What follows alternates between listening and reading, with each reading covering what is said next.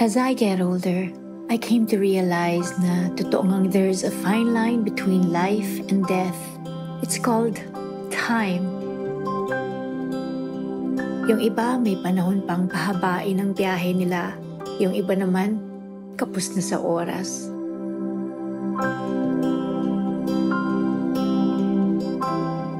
Life could be one long, painful journey.